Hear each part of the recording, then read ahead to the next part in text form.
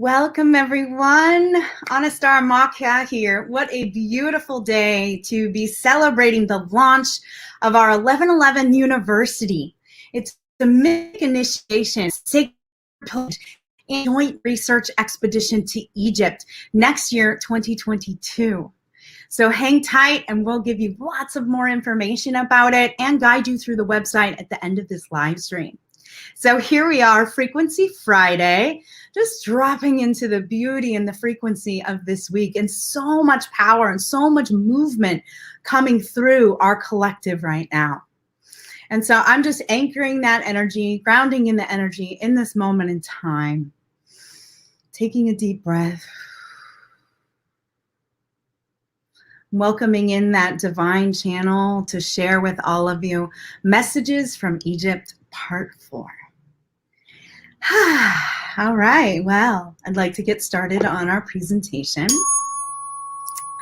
You'll find that I'll be tapping my little 1111 tuning fork periodically, and this guides my beautiful Brielle in the background, who I'm so grateful for, changing over the slides and things for us. So here we are, Messages from Egypt Part 4, where we get to start going down the Nile a little bit further and ending our trip in Aswan, Philae area. And our sacred pilgrimage will be taking a very similar route. It just happens to be that way because geographically you start in Cairo and you go down to Aswan. So I'd like to just share a little disclaimer here. I am not an Egyptologist. I'm not a chematologist. What I am is a wisdom keeper and a wisdom channeler is more accurate. And when I visit sacred sites, I receive downloads. I receive information and wisdom that comes through. Whether it's true for you or not, you can take it or leave it. But it's definitely my perspective when I am in a space and communicating with the energies and the frequencies there.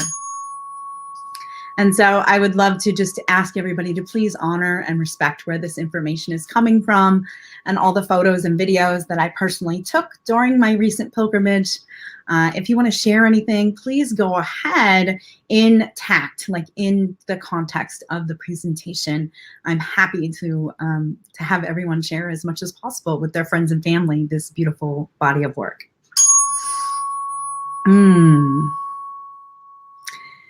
So we are moving down the Nile on our dahabeya, these beautiful wooden Egyptian sailboats. And what an honor to be able to experience the Nile in this way. And as we're traveling on the Nile, we would stop at different sites. The first one that we're going to explore today is a quarry. Well, let me see. I have my little notes here too. I will go further into it and explain it later because I can't find it at this moment. But the point is that we move down the Nile and we are experiencing these different sites along the banks of the Nile. And here is some video of another dahabeya. Another dahabeya going by. See how beautiful they are with the sails. You can get a feeling of the energy, the peacefulness there. Nice dahabeya! I had a sweet family on the top deck and they were waving and hello.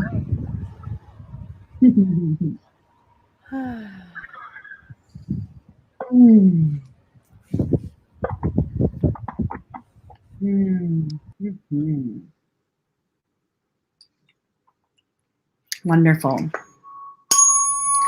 So one of the stops that we came upon was a quarry, and it's a quarry where they are basically extracting the stones to create some of the other sites.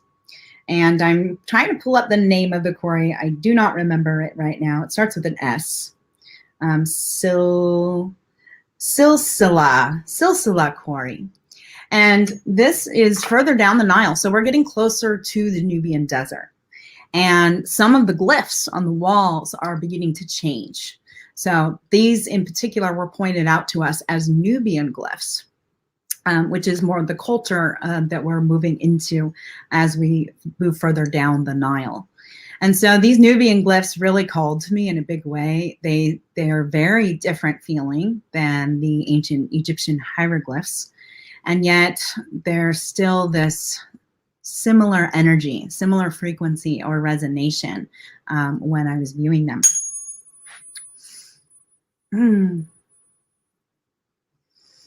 The Ankh, the breath of life. Always now one of my favorite symbols. I always resonated with it, but now after actually experiencing it and seeing it repeatedly, every site had Ankhs. Pretty much every deity, when they're sitting on the throne, they're holding an Ankh and some other either staff or a wasat or a papyrus reed. And so this is a very common glyph that we see throughout Egypt. So as we move further into this quarry area, we were told by the Egyptian guides there that the Egyptologist's perspective was that this entire block was removed from the side of this cliff with chisels and hammers. Now, I don't know about you, but when I see this, I'm like, how in the world did they use chisels and hammers?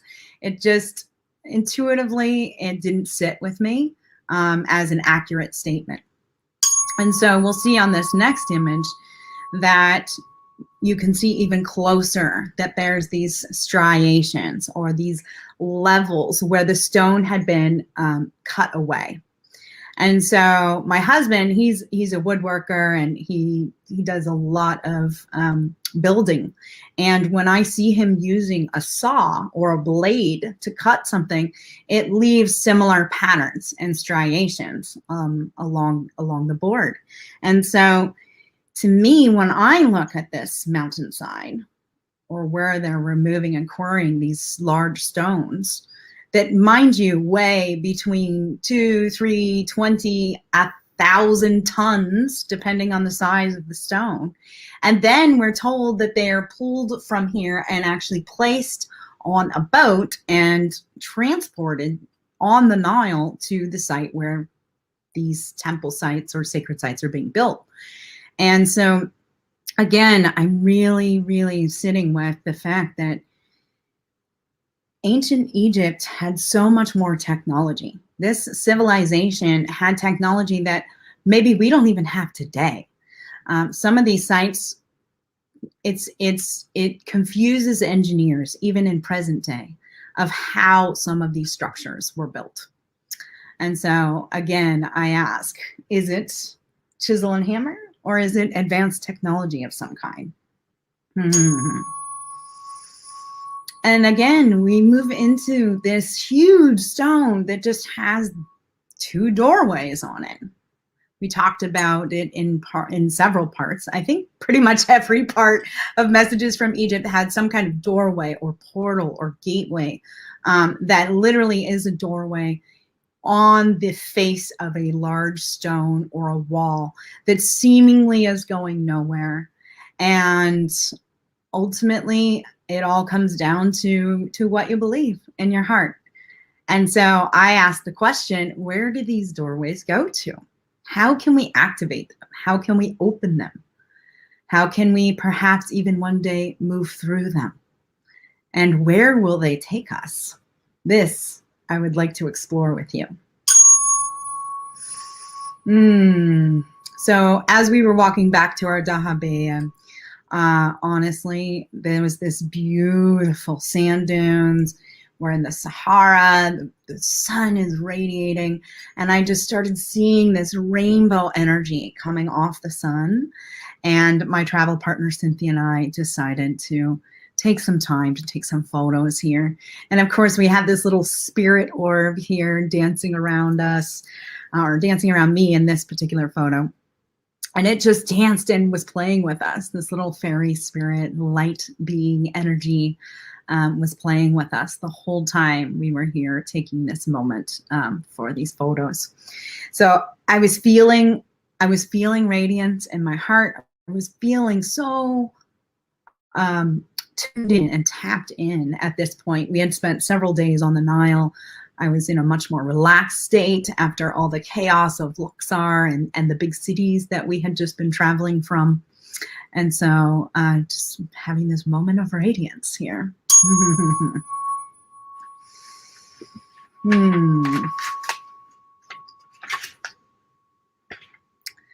So this is the OMBO temple. It's a bit of a slow motion video. Just take a moment, take it in.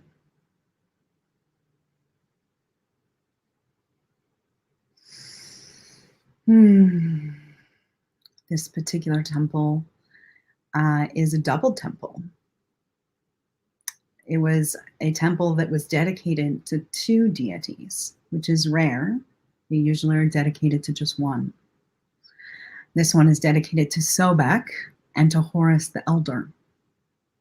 And so it had a double entrance here. As you can see, there's the doorway on the right and the left. And this particular temple really spoke to me. We spent several hours here and really took the time to drop into the energy of this place and the reconciliation of duality, the reconciliation of polarity, and how we can come into the energy of unify, of unification, of unity. And so OMBO Temple was a big, it was an important place for me. I felt a deep resonation with the frequency. I felt a deep remembrance, a deep understanding, and felt like there's so much more here to learn. And so I'm really looking forward to arriving to this temple and exploring it on a deeper level. During our pilgrimage next year, we plan to spend all day at this temple. So I'm really looking forward to that. This is also one of the sites that has the flower of life embedded in the stone on the floor, like on the ground. And unfortunately, I don't have a photo of it. My friend's camera took that picture that day, and I didn't obtain it from her in time for this presentation. But here it is. Rabbi is explaining to our group the outside of the temple, and it is just magnificent. So we're going to dive a little bit deeper into the codes of OMBO Temple.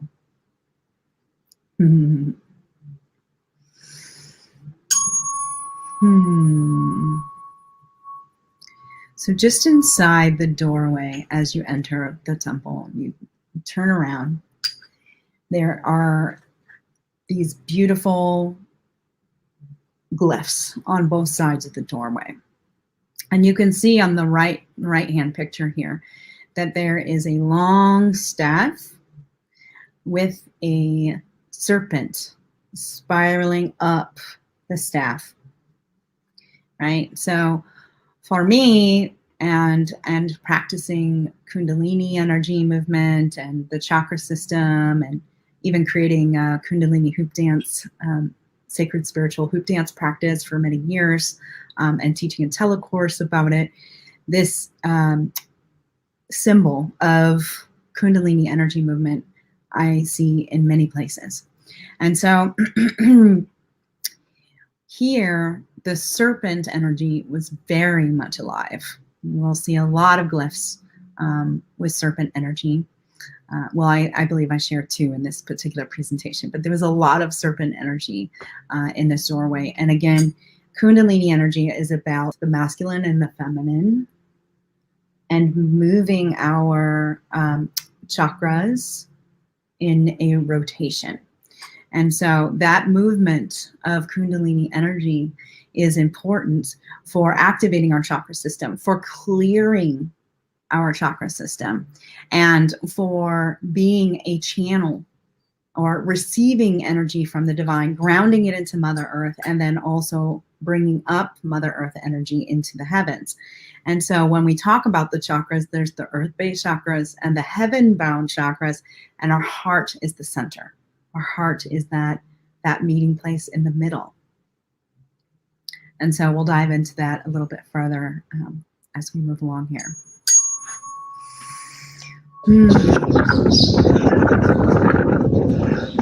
Don't mind the wind.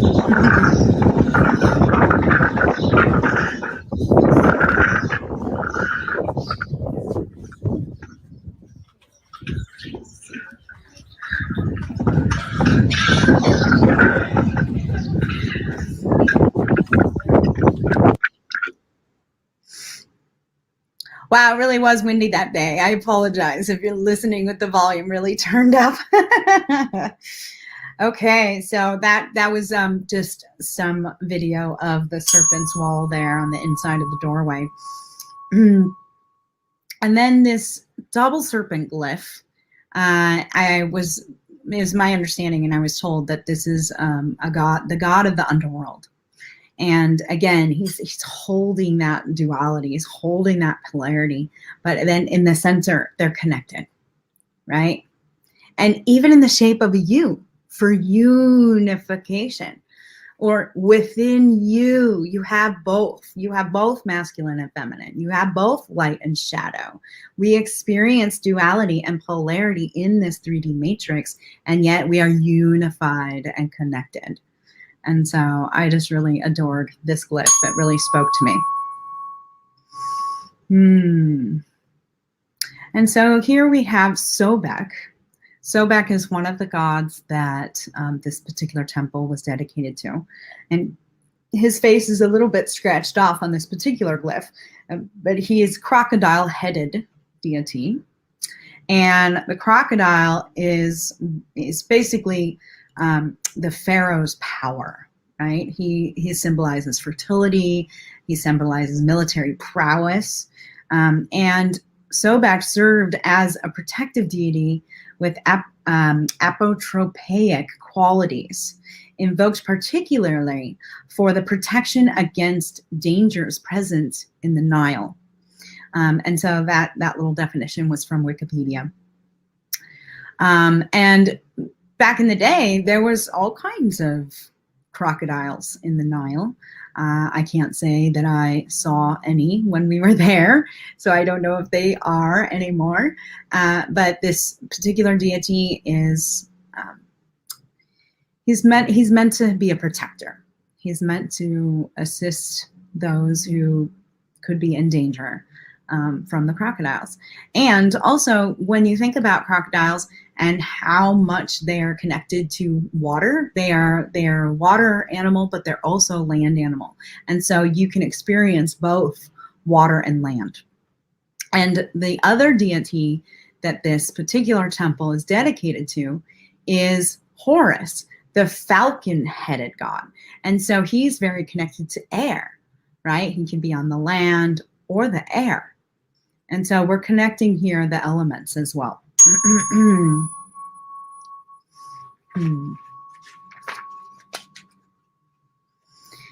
Oh, I just love this glyph. It was really one of my favorites there. And what I titled it here was Showered with Life. And the reason being is from these chalices, pouring out of it is the first breath of life, Ankh, and the Wasat, which Wasat can symbolize infinity. It can also symbolize like the Samsara of westing, which is the term for death. And then the first breath of life, the Ankh, is the first breath of life. So it's a rebirth, right? So there's death and rebirth, death and rebirth, death and rebirth, or infinite life. So he's being showered by life here. Oh, such a special glyph here.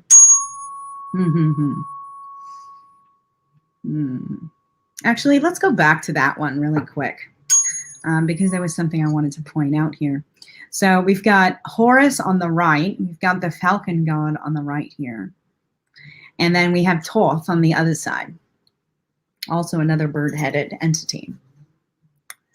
And the gentleman in the center is Ptolemy, yes, the second. And so, again, this is a pharaoh being showered with life by the gods, being blessed by the gods. So, thank you. We'll carry on to the next. So I'm sorry. We are at activating the third eye. So here we have the pharaoh being blessed. He's being crowned. And what I see are two women actually activating his third eye. They're holding energy or circulating energy between the front of the pineal gland and the back of the head. And so this energy is going right through that third eye. And so much of our, dare I say, awakening, our ascension, our enlightenment, has to do with seeing with our spiritual eye, our third eye, to open our spiritual eye and to see things from that perspective, not always with our physical eyes. Because our truth, our inner truth, is that we are divine. And so that word namaste, I see the divine in you. I acknowledge the divine in you as you acknowledge the divine in me. Or the phrase from the movie Avatar, I see you. I see you. Well, I see you means so much more than I see you with my eyes. It means I see you with my spiritual eye. I see your spirit. I see your soul. I see your energy. I see your frequency. I'm witnessing and experiencing you. And so I see you on a much deeper soul level. So this particular glyph was a very powerful moment as well. This site in general is just so powerful. It's incredible.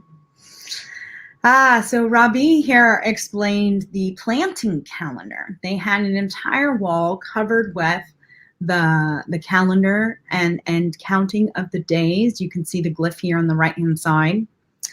Each of their weeks are 10 days.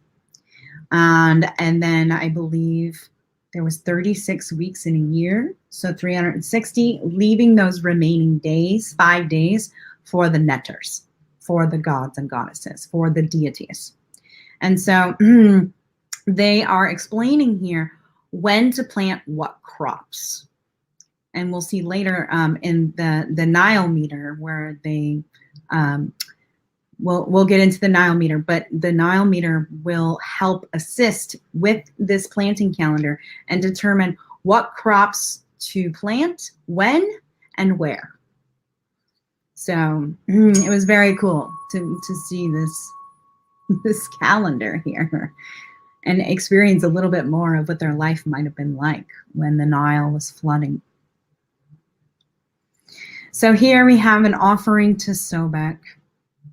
And SOBEK is holding the Ankh in the left hand and the Wasat in the right hand. So that staff again, and that internal breath of life, that infinite breath of life, death and rebirth, rebirth and death, and it's all connected. It's all cyclical, right?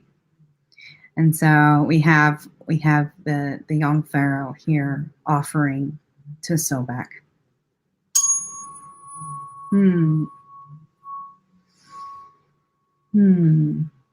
Now this was very interesting as well, very much how there was the planting calendar. This actually shows the surgical tools used in the process of mummification.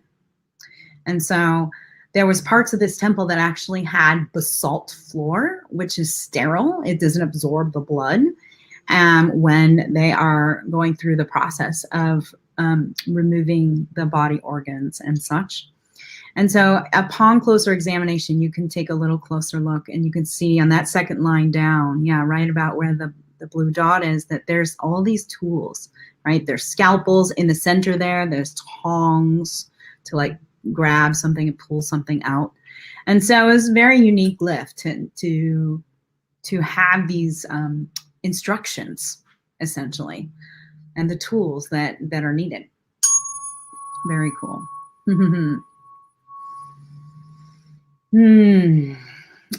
So this was one of the glyphs. Actually, this was not pointed out to us by the group. I was just walking along on my own at this moment in time, and I saw this, and just instantaneously my heart leapt from my chest, and I said, look at this infinity sign here.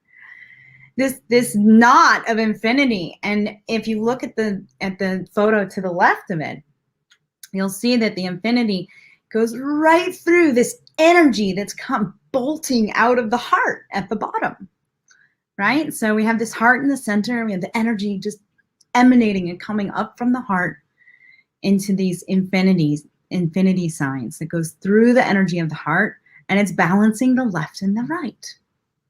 Again, we're the polarity and the duality, and finding that central channel of balance, finding that Jed pillar of balance, the infinite light pillar.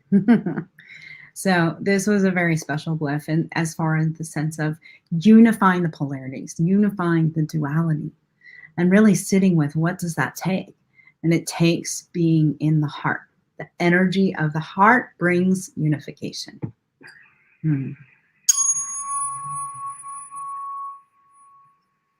Oh, so here's the nilometer that I was speaking of earlier.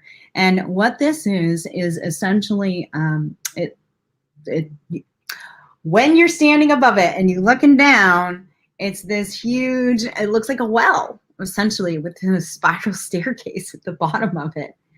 And what it does is it's a structure for measuring the Nile River's clarity and water level during the annual flood season.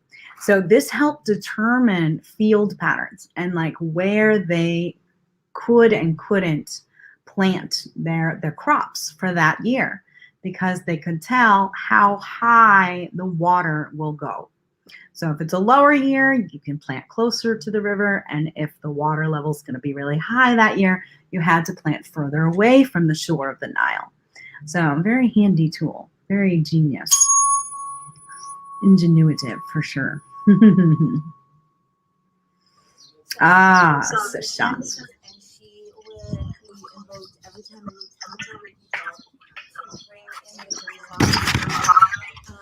Magical order of the cosmos to build the temple according to that. She was like a specialist. So everything was magic. And you mentioned too, Dan, so when you asked That's her 7 stars, the 7 sisters.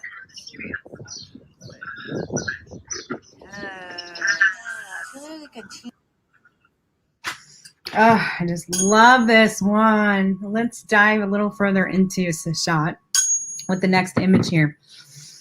And so you'll see on the left side, the first photo, it shows the star above SESHAT's head. Now, this is a symbol of what my friend was explaining to me, the 7 sisters, which is a part of the Pleiadian star system. And so she's an emissary from the stars. You can believe it or not, take it or leave it. But in my heart, when I see this image, I felt and knew that she has a wisdom unlike some of the other deities. And the reason being is she has that bird's eye perspective, that spiritual eye perspective from higher up, from off planet, right? And so her job was to help assist the placement of the pyramids and the temples and the sacred sites.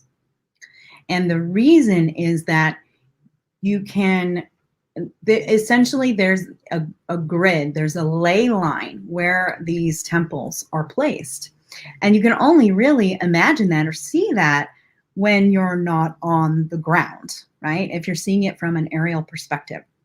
And so to say that she is connected to the stars, that she's an astrologer, and that she assists in laying out or mapping out where these sacred sites and pyramids are constructed.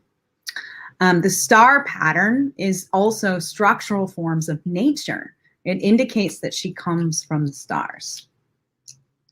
And so I'm going to read a little excerpt about her as well. Here, there's another photo on the right where there's a close-up of her dress, of her gown. And if you see at the bottom of the dress, you can see paws and a tail between her legs. And so she's literally wearing a leopard skin.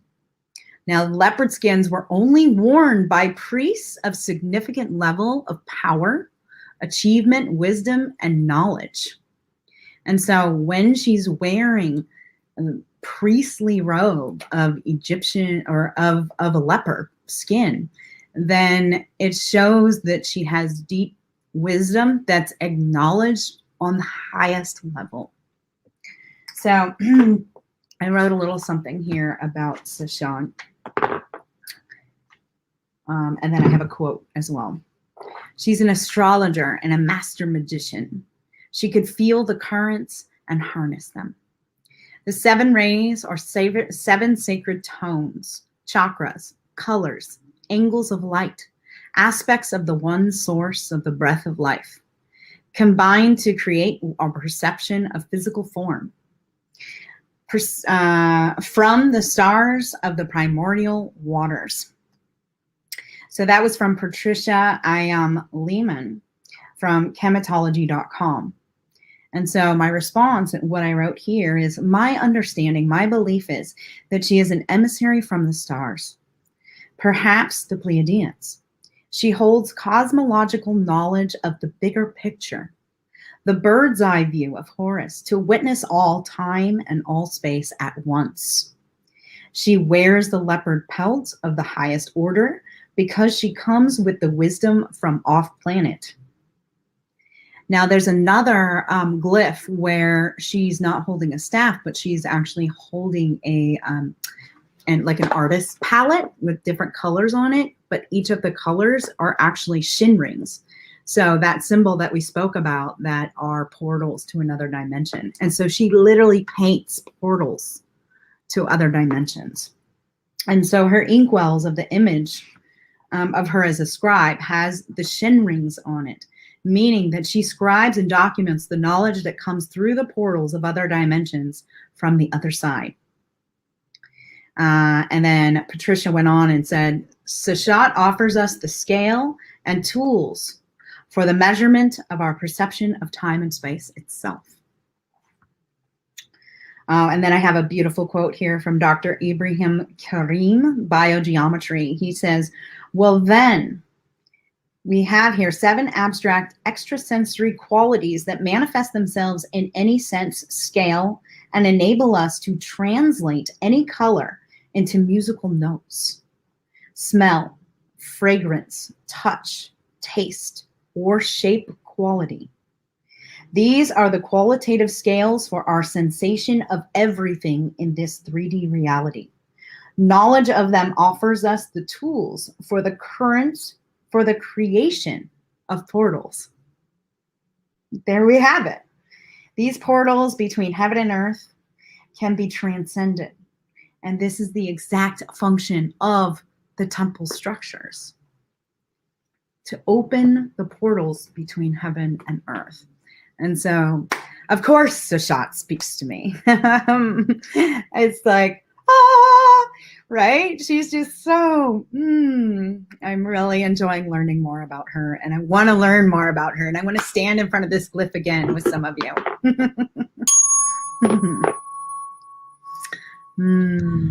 So we're here at the temple called OMBO, and Rabbi guided us to this area right here above my head.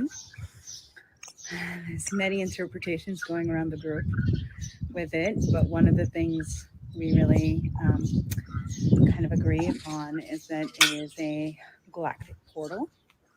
There's the Eye of Ra on either side, as well as ears on either side.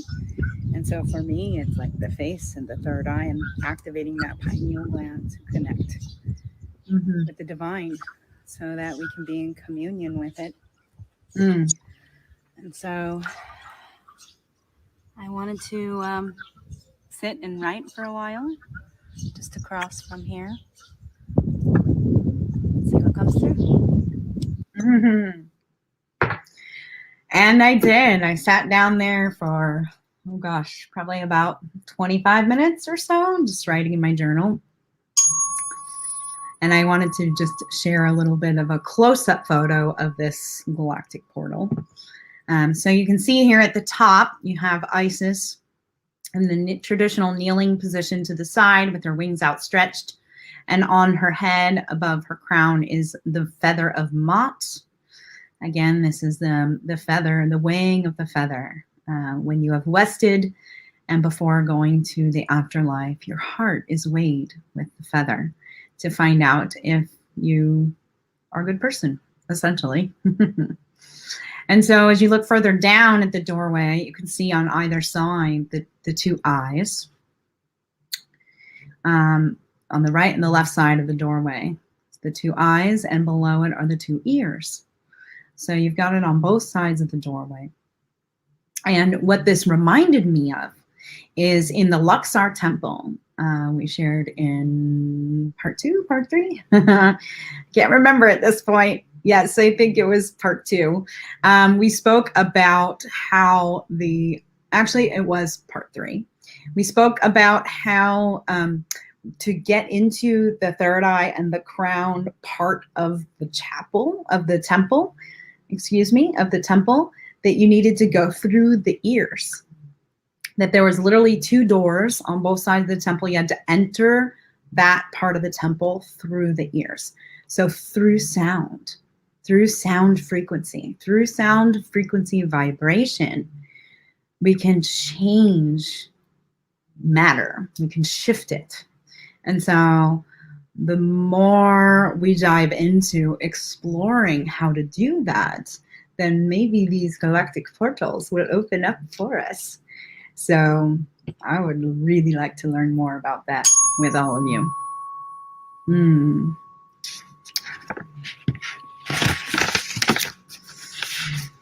And so we started going down the aisle and the Nile and completed our trip on the Dahabeyas in Aswan, where we disembarked and we went and got on another smaller boat to go to Philae.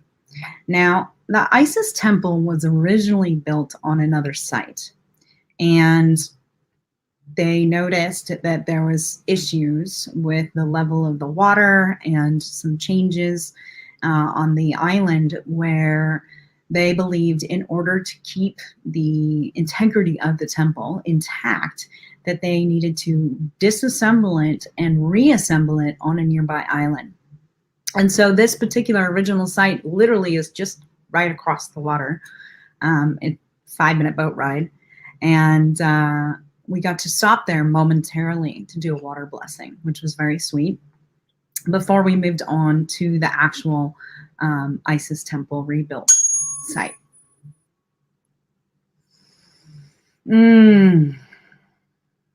So here we are at the Isis temple. And you can see on the right-hand side how the columns are actually pushed in. From the left side, I believe that is the original orientation of the columns. And so to have that left side, then have the main building, and then the right side is like squished in, was very interesting to see that they didn't keep it completely and originally the same floor plan, so to speak. And you'll see this a couple times on this particular site. But this was the most dramatic photo of it. But I also wanted to bring to your attention the columns themselves. The top of each one represented different plants. And so we saw this also in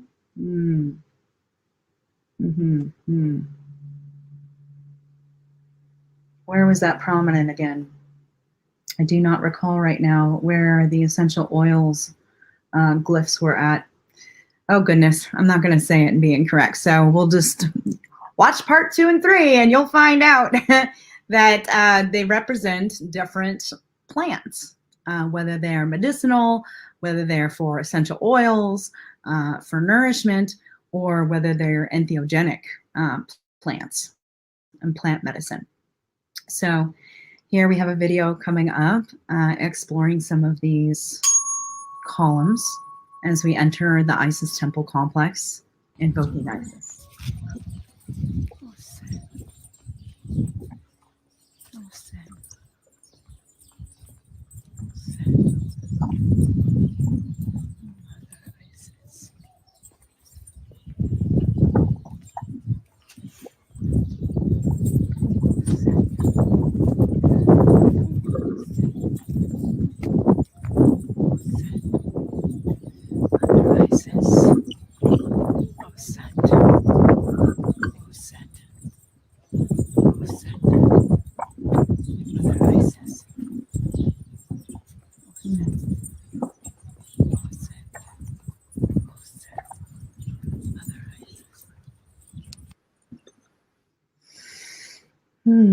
Oset is her original pronunciation of her name. So one of the first things that was pointed out to us as we entered this temple complex was this pulpit, this Coptic pulpit that literally big, large stone standing there in front of Rabbi, and behind him was a, literally like they created a hole in the wall in the temple Isis to create a Christian pulpit. And so here on the right hand side too, you could see on one of the pillars how they put a cross right over the Egyptian hieroglyphs. So again, here we have a whole nother example of religious graffiti.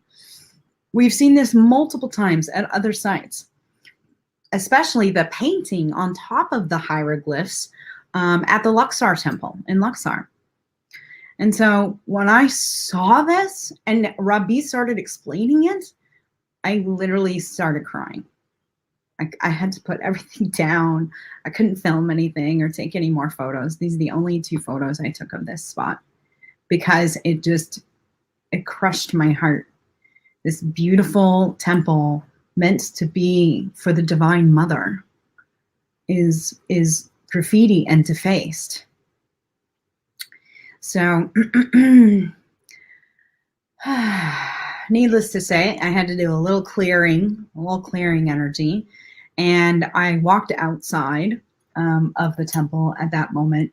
I separated from the tour in that moment, and that's when I found the 1111 doorway, which we'll take a look at soon.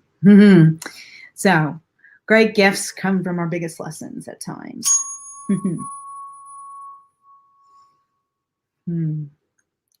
So bringing back in and grounding in that energy of Mother Isis, we are here at her temple.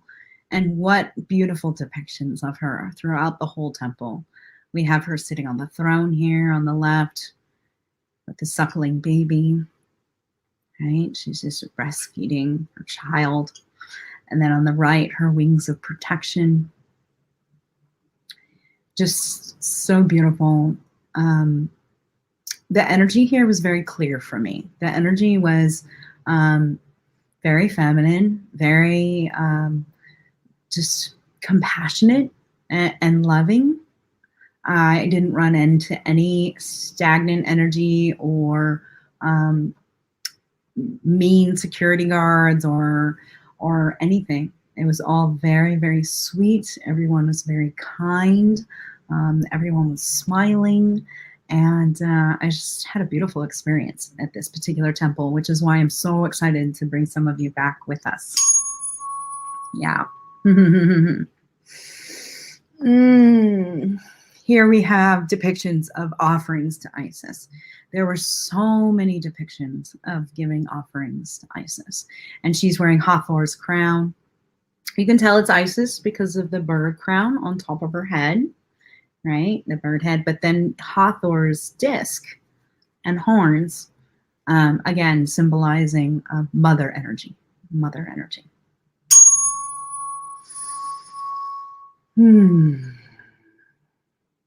More depictions of Sekhmet, right? This beautiful goddess, this half-lion deity. And she's translated as the powerful one, or she who is powerful. This lion-headed deity. She has the sun disk above her head. She's sometimes known as the daughter of Ra. And she is both creative and destructive forces. She would help the pharaohs in warfare, but she was also the protector of Ma'at, of balance and justice, that feather of Ma'at we spoke of earlier. And so she is really about, to me, she's really about balance as well. And she's she's definitely another powerful feminine deity that I would like to learn more about. So, SESHAT. And here we're going to move into the inner sanctum of the temple. In this beautiful space, I did leave one of my seed stones in the very center. In fact, at this point in the trip, I didn't have chunks of seed stone so much anymore. It was more like the fine dust of the quartz crystal was remaining. And so I sprinkled it literally around that entire central space in the inner sanctum. So calling in and anchoring the energies of Mother Isis and just tapping into that energy even here from home, and being able to be here with this seed stone where all the seed stones came from.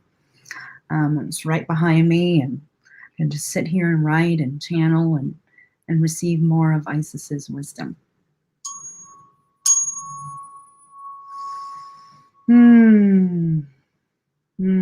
So again, we have another wall with the repeating pattern of the Ankh and the Wasat. So I've shared many photos from other sites with this pattern. It looks like a bowl at the bottom. It's got the Ankh in the center, and it has the two Wasats on either side of the Ankh. And so this repeating pattern to me symbolizes infinite breath of life, the cycle of birth and rebirth, or death and rebirth. And so it's funny, as Brielle and I were working on this presentation, she said, we're always looking for 11s, and I see 11s all over this repeating pattern, right? Because the Wasats themselves are 11s. And yeah, so I thank Brielle for pointing that out. And that's what it's about, right? We're all here to learn from one another. We are a community of peers. We all have our own wisdom, and we all have our own codes to bring forth and to share with the world. And so each one of us is going to get a different piece of the puzzle when we go to these sacred sites, when we experience them together. And it's all about being in discussion. Like, who sees what? Who understands this? Like, what do you see? What do you feel? What is your understanding when you stand in front of this wall of repeating patterns of the Ankh and the Wasat? And so I look forward to exploring more of these codes that come through for each and every one of us during our pilgrimage. So here's a glyph. Again, the death and rebirth, right? That cycle, that cyclic feminine energy of cycles, right? Instead of linear. And so we have the vulture on the top left-hand side of this glyph. The vulture lives from eating death.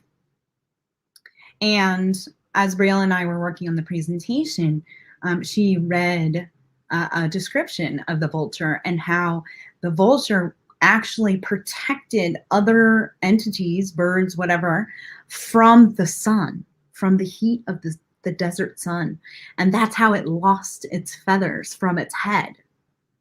And so that is a very altruistic symbol of the heat of the sun burning away its own feathers to protect others. And so its wings are out and in protection of these other animals and plants.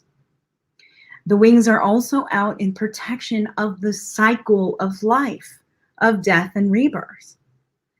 In the talons of the vulture is the Shen ring. The Shen ring is a knot. It symbolizes infinity, and it's also another portal to another dimension. And as I said before, when SESHAT had the artist palette, and her palettes literally were Shen rings. She's painting portals between heaven and earth and helping create the map where these temples and sacred sites are meant to be placed.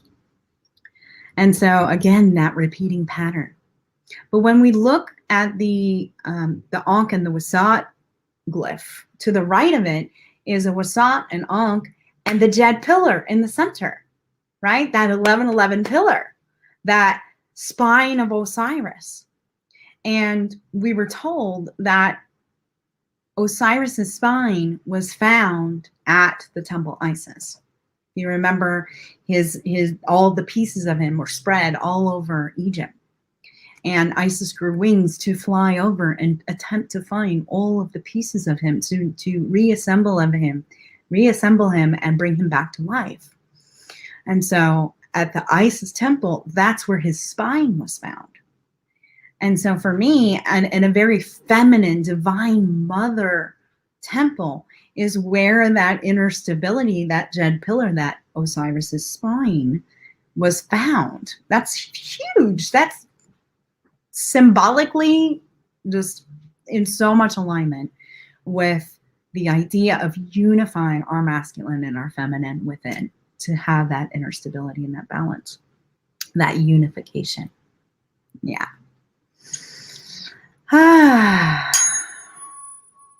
All right, so we're going to move into another video, more of the site.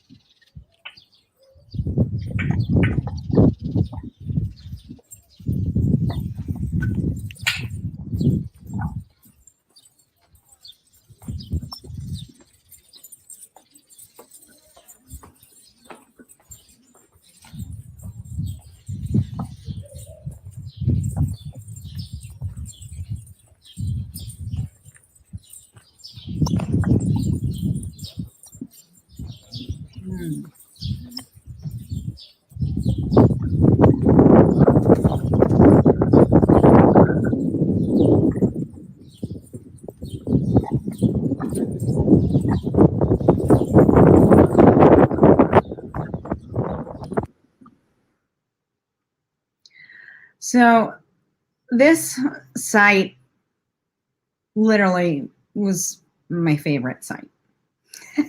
I mean, the pyramids of Giza, all of it is incredible. In fact, Saqqara was my second best, because it just, it's about the energy and the frequency for me. And so when I'm here at the Divine Mother site, so much was happening for me. And when I went from this side of the island to the other side, which, mind you, we're on an island. We are literally surrounded 360 by water.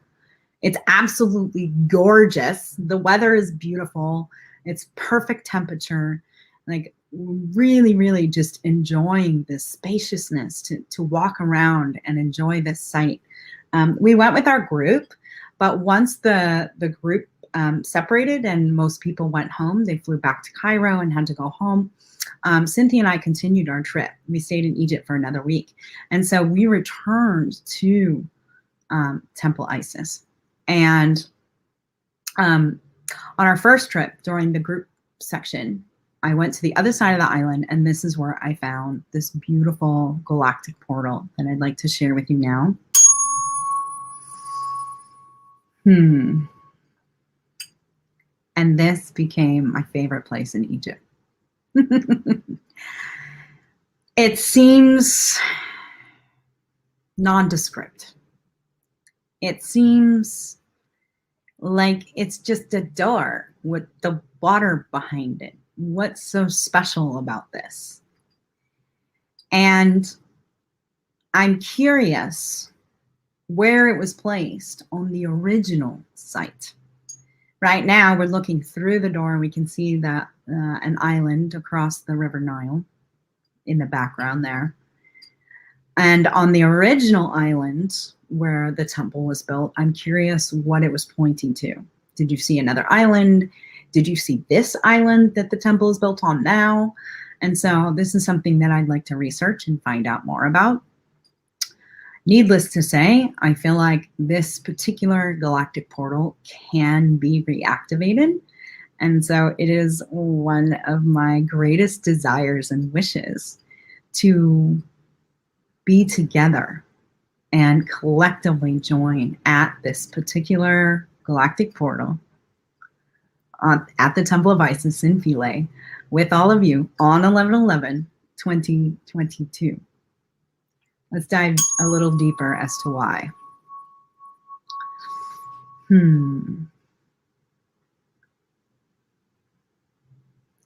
So here we'll have a little closer examination. We're starting to get a little closer.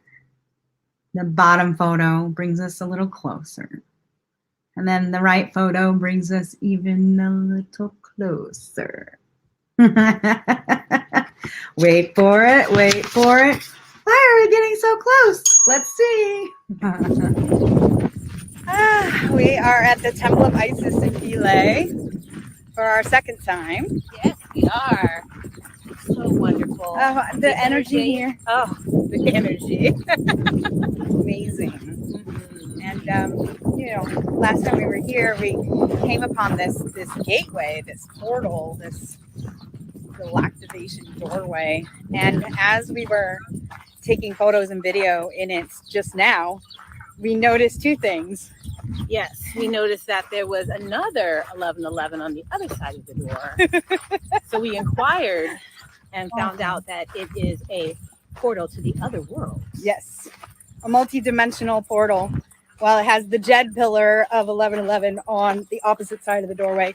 So on both sides of the doorway, on the right and the left, is an 11/11. Yes! So let's take a closer look at that. Oh my goodness.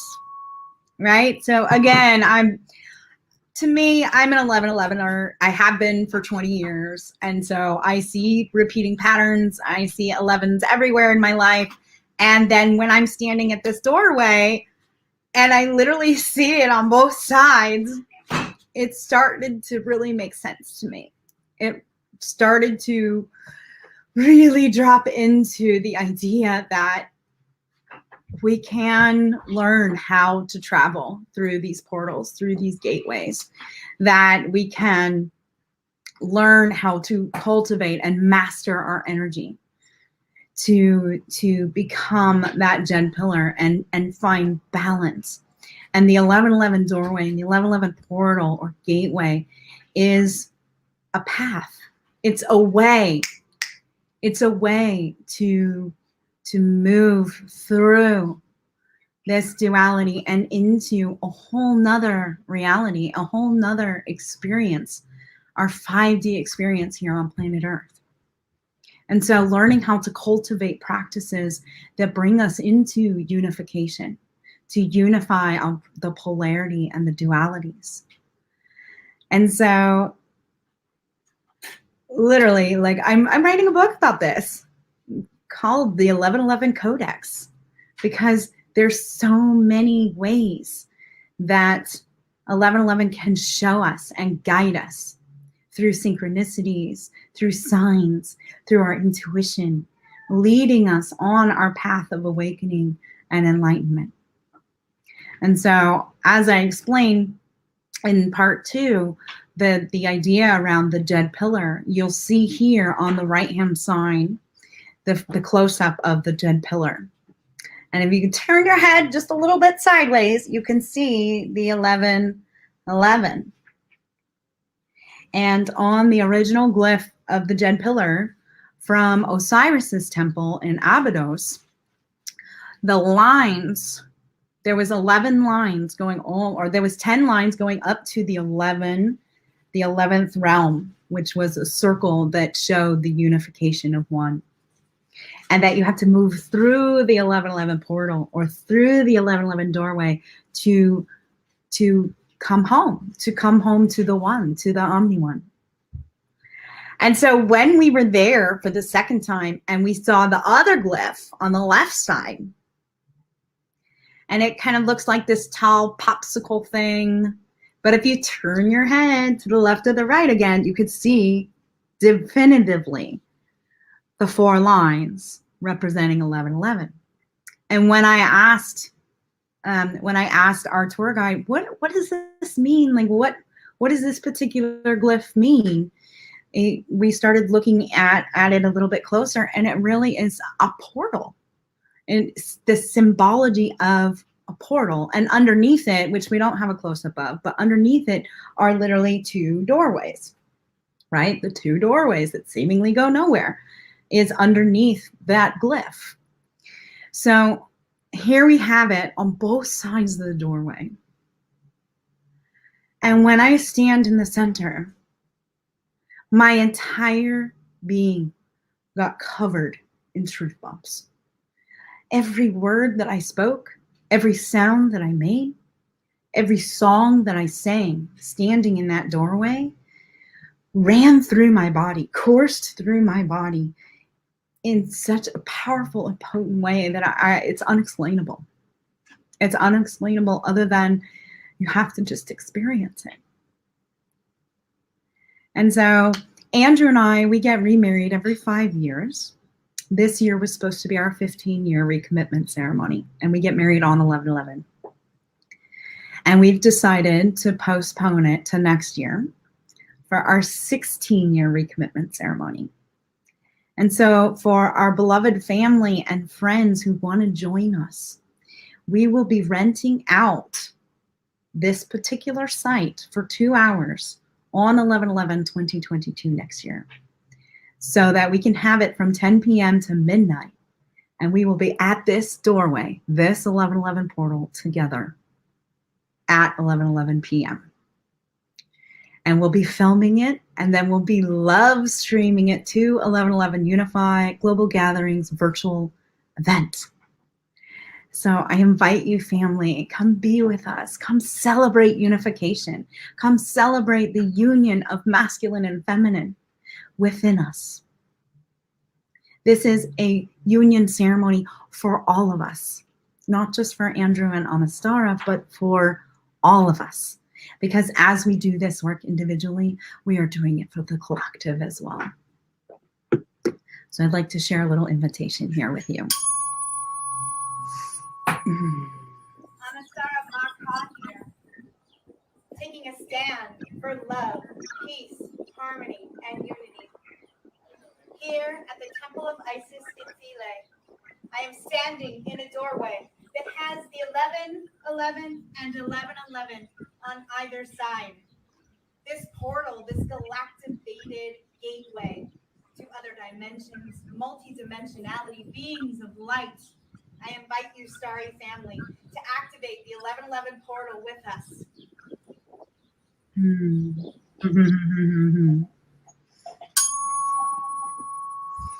Of course, I'm there with the beautiful Cynthia, and just standing in the sisterhood of what we can co-create together when we set our intentions, when we have a clear vision, when we know in our heart that it's true and it's right for us, that the universe provides, that the universe just lines up, that all the synchronicities and the signs start unveiling and showing the path in front of us.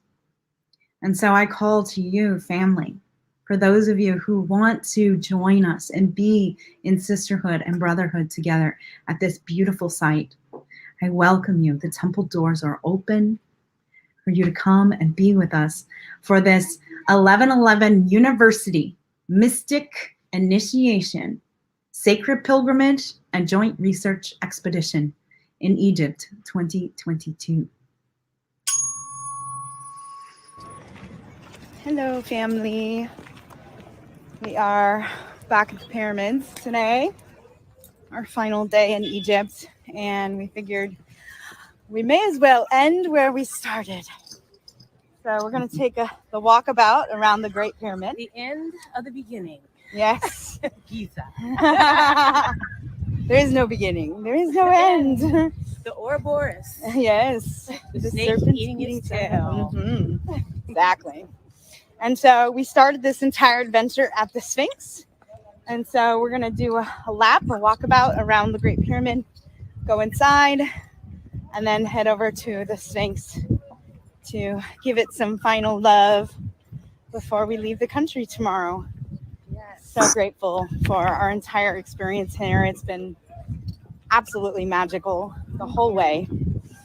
Just blessed. And blessed that all of our travel companions mostly made it home safely. Yes. And hope they continue to feel the vibration that is rising within them.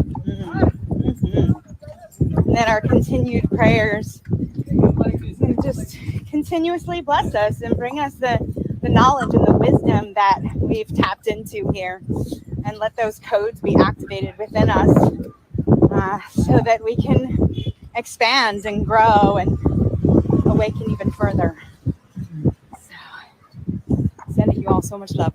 Let me.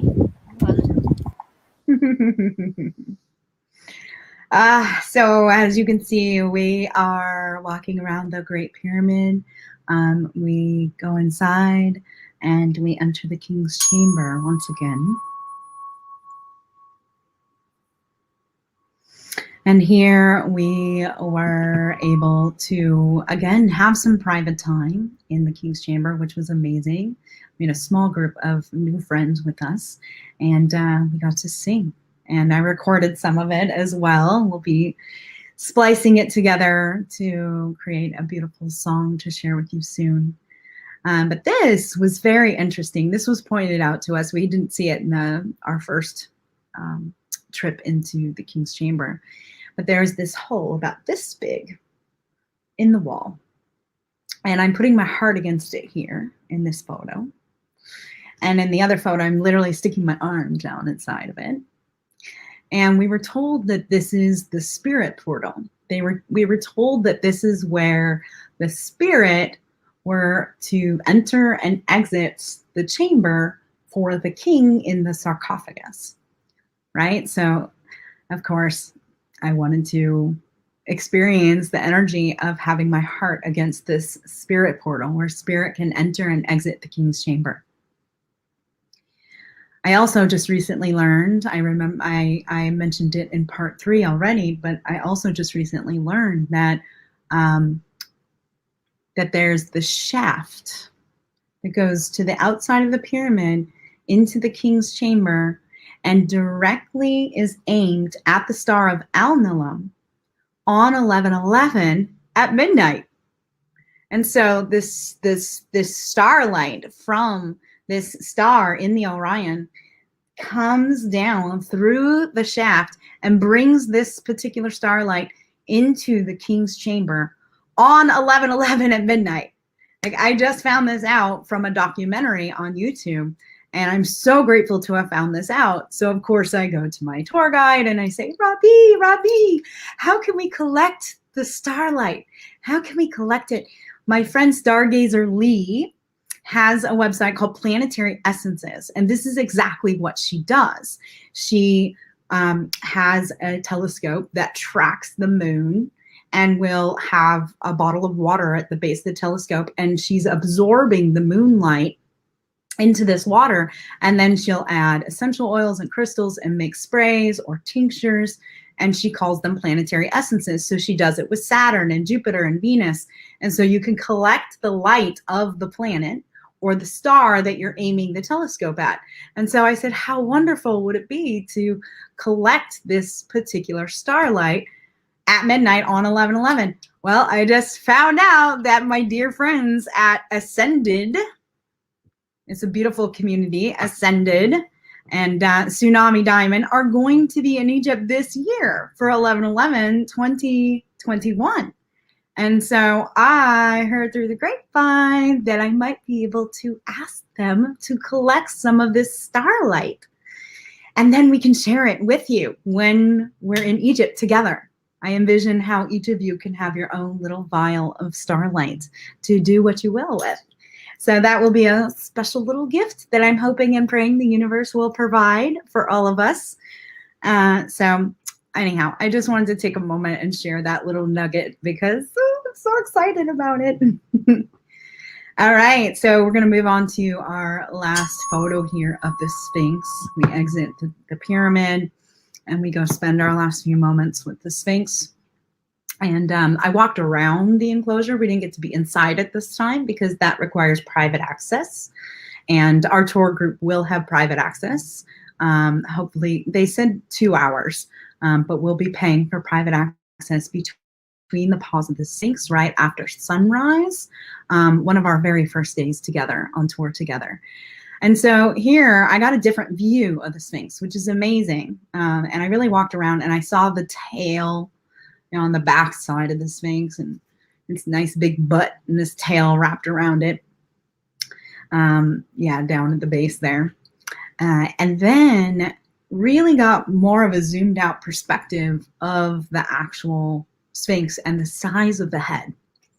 And one of the things that I really learned or discovered or even experienced while in Egypt was that they didn't make mistakes.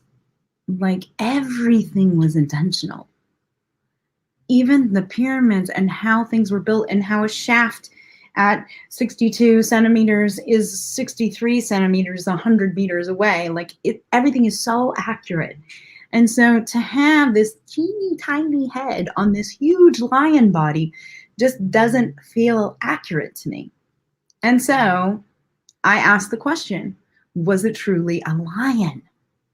Is this another form of graffiti that we've experienced on all the parts of Messages from Egypt? There's some kind of graffiti that somebody comes in and scratches a face off, or they create an entire Christian pulpit to preach from in Sunday Temple Isis and make a cross on top of hieroglyphs. And so who's to say that it wasn't actually a lion when it was originally built? Because the Sphinx does face the constellation Leo. So, more to think about, more to consider, more to ponder. All right, family. Well, here we have the three sisters standing at the 1111 portal. We've got Cynthia and my new beloved friend, Crystal. And I just wanted to call in our tribe, to call in those who are feeling the call, who are hearing the call to come to Egypt. Have you always had a stirring inside your heart to go and experience Egypt and to see it? Are you interested in seeing it in a non-traditional way? You know, there's a lot of, how can I say? There's an opportunity to experience it with your own spiritual eye. There is an opportunity to go and experience it from your own perspective and to really drop into the energy and the frequency and the vibration of each of these spaces.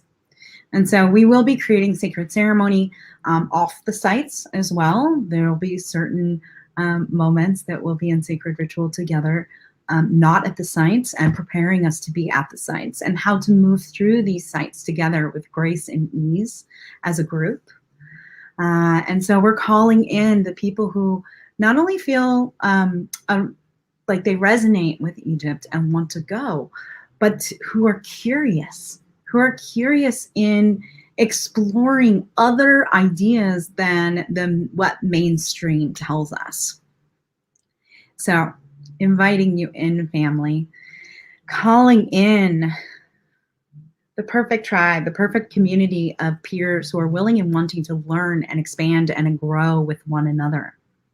That each of us have a piece of the puzzle, that each of us have our own codes to be opened and expressed, and that we can co-create and weave together and unify together, that we can look at the hieroglyphs and all of our experiences through the lens of unification and how we can unify the duality and the polarity that we're experiencing in our 3D world. And so I invite you.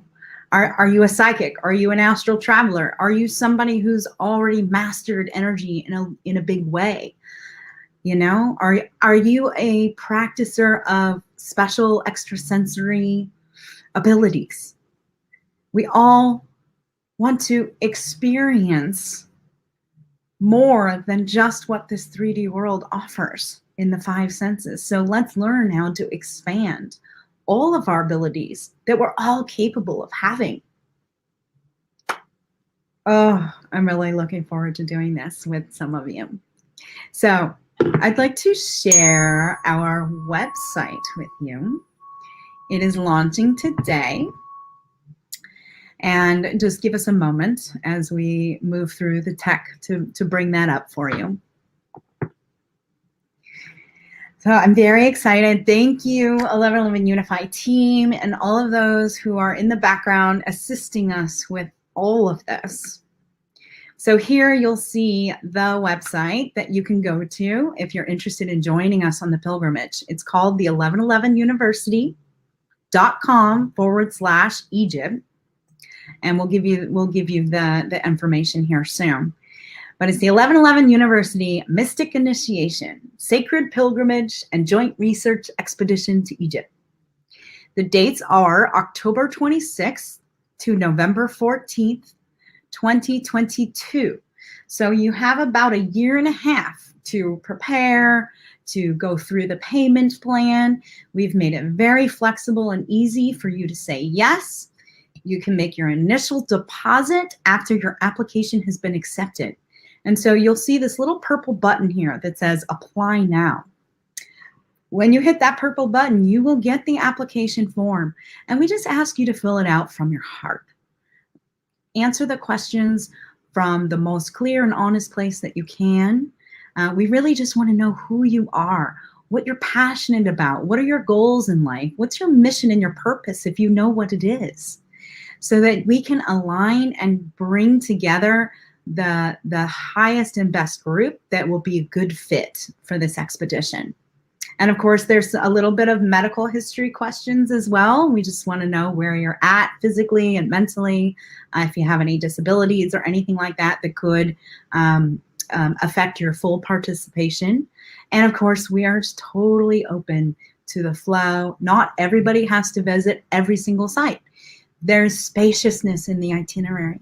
There is spaciousness because each particular day when we're at a site, we don't compound it and try to go to another one. We really take time there. And then we return to the hotel for integration, for reflection, for writing. We might have a couple group meetings in between some of these integration times. But I really, really wanted to make sure that everybody had a lot of spaciousness and time to integrate the energies that we're going to be experiencing as we go to these sites together. So you can click the live link in the comments below, or you can also see the ticker here, the 1111university.com/Egypt/. So let's scroll down a little bit more on the site and share with you some of the details.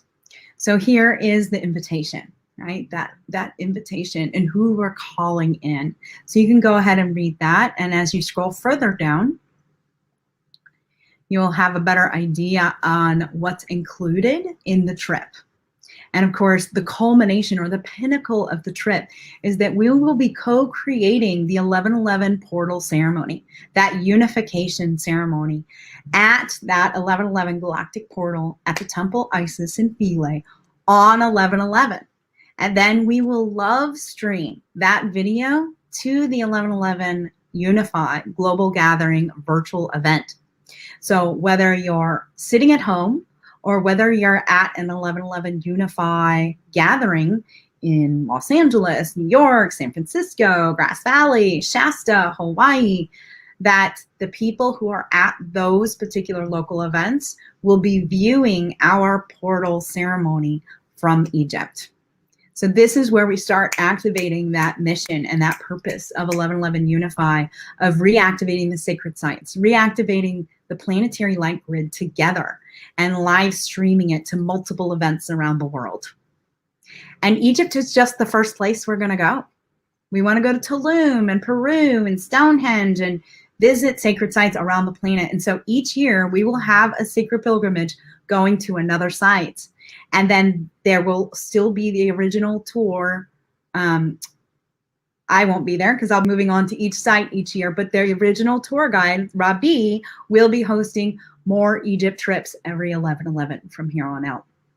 So if you want to jump in and join us for this first flagship tour to Egypt, please fill out that application.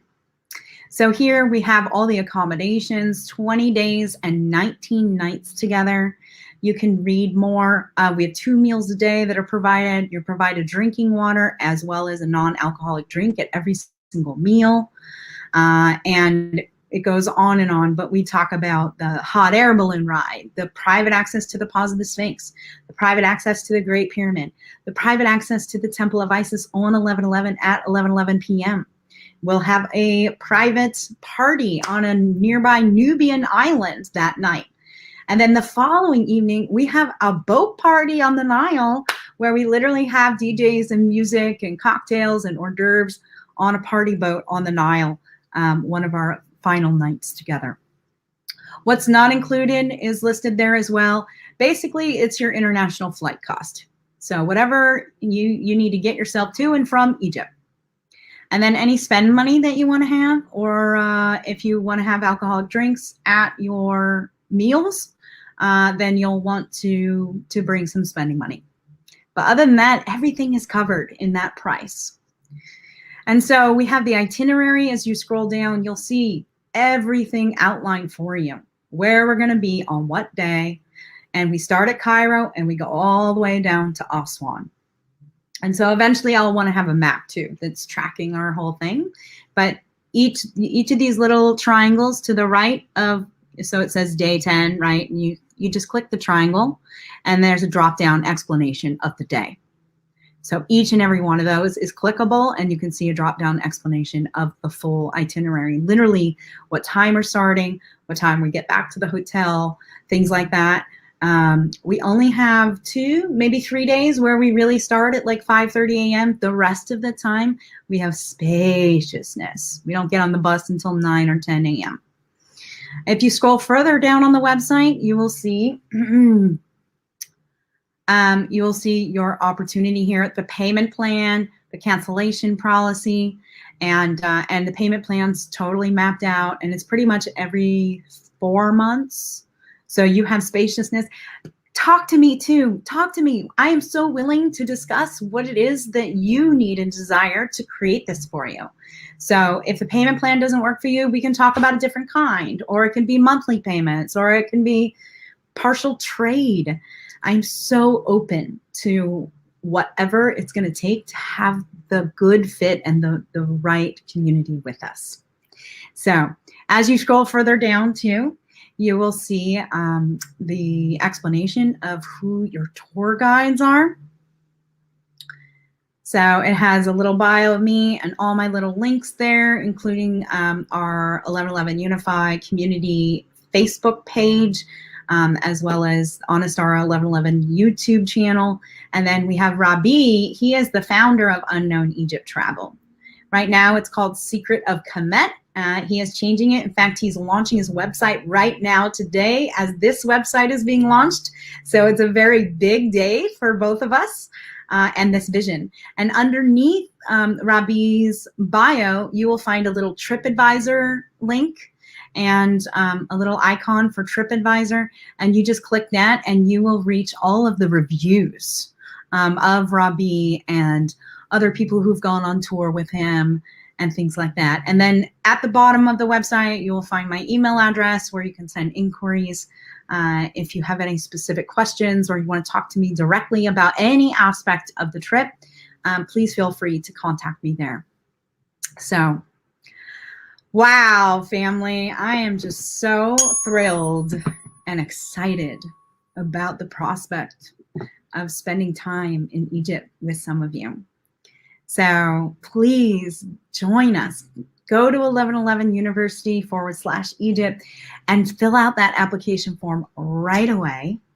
And you'll hear back from us within 1 to 3 days.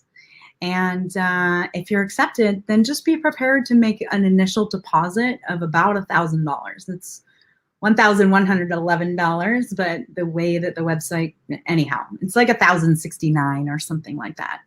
And so the sooner you make that deposit, the better, because it actually pays for our private access to the Paws of the Sphinx, the Great Pyramid, and the Temple Isis. And so we need to get that initial deposit to the Egyptian government and the antiquities. Oh gosh, I forget what it's called. But anyhow, the point is we have to pay for those private accesses as soon as possible.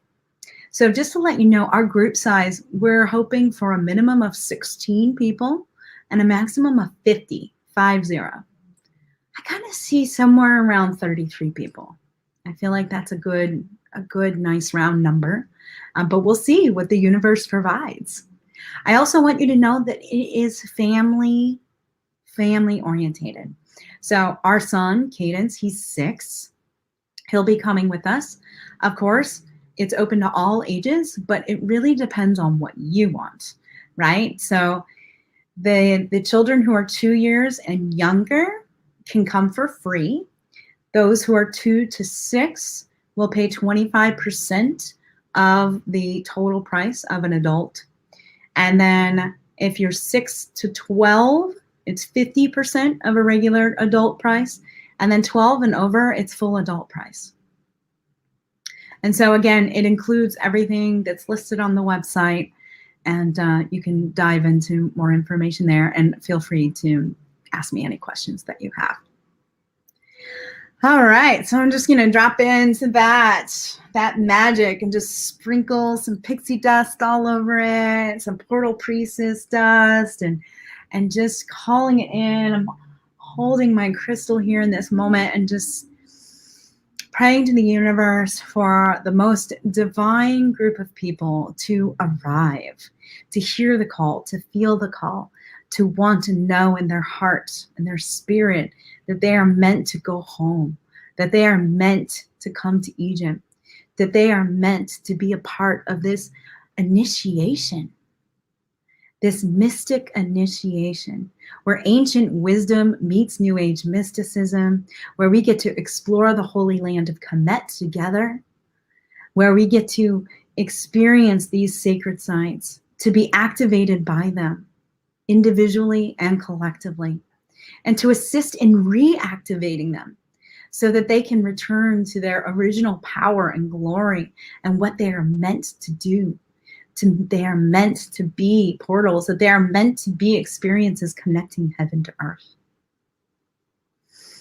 Just calling that in and anchoring that in. And you know what? When you say yes, the universe conspires to assist you in every way possible.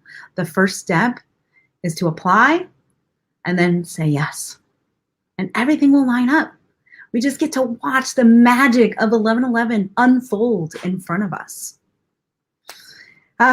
So family, I look forward to reading your application responses and for hearing any other information that any of you want to share. If you want to comment on these videos, please do so. Share them with others. Share them with your mom or your dad. Share them with anybody that you envision traveling with. I will totally give you a discount code for people that come with you. We can do a package of 2. We can do a package of 3. This price that's on the website is just the full price. And so there's ways to create and accept and receive, and there's reciprocity that can occur to bring that price down. So, so just ask. Doesn't hurt to ask. Yes. All right, brothers and sisters. I want to take one last moment here, and I know that we heard it in part 1 and part 2, but I just want to play the end of the Anistara's song in the King's Chamber, just because it's so potent and I love it. So let's give us 5 minutes. I'm just going to drop in. Go ahead and sit back. Close your eyes if you can. And again, this is the song that was recorded in the King's Chamber. Just the last part of it, very short.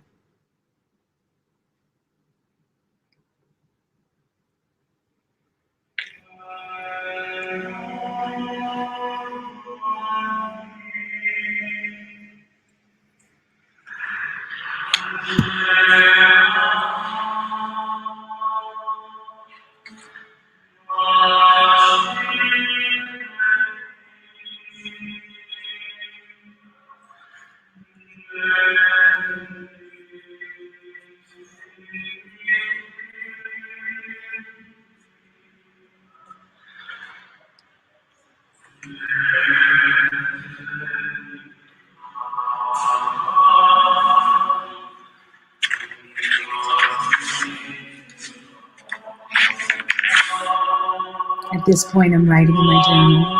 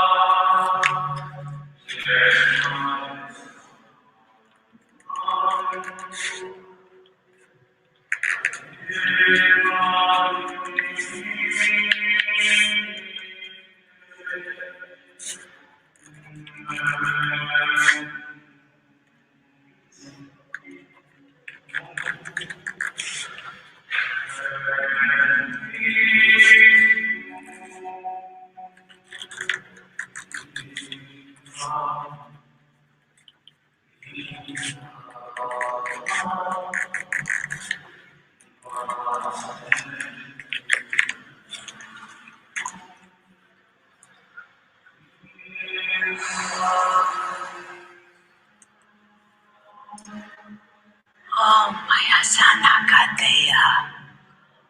Oni and Dina Bakashatea.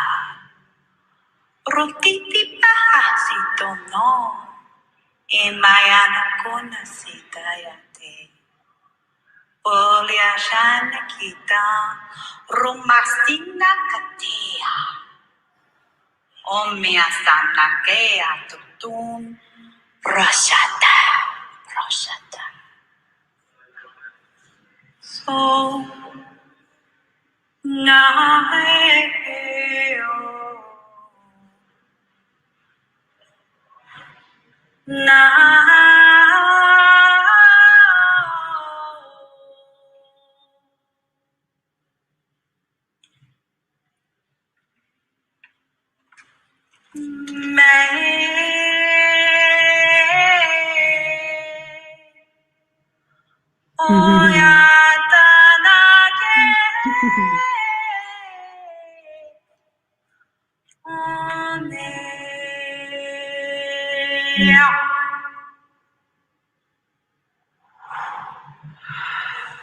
Omananineo, omananineo, omananineo, omananineo, omananineo, omananineo, omananineo, omananineo.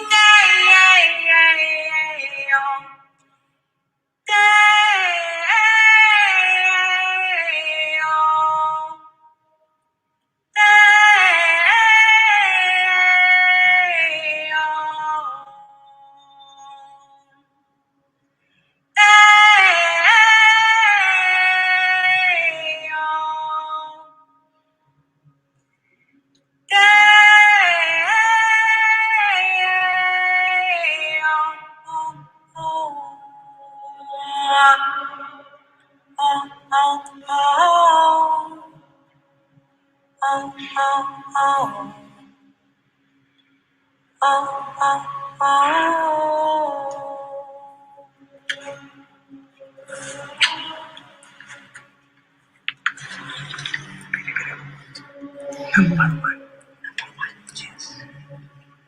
Anistara. Power.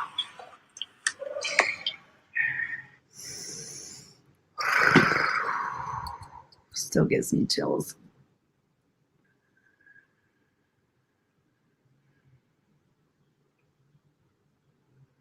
I'd like to co-create a moment with all of you in the King's Chamber, in the Great Pyramid. We'll bring a professional microphone and we'll sing together in that sound chamber, in that healing sound chamber. We will create that frequency together. I look forward to it. Blessed be, family. What a beautiful day to create this invitation. Again, let me know if you have any questions at all. And I look forward to hearing from some of you very, very soon. Mwah. Have a beautiful day.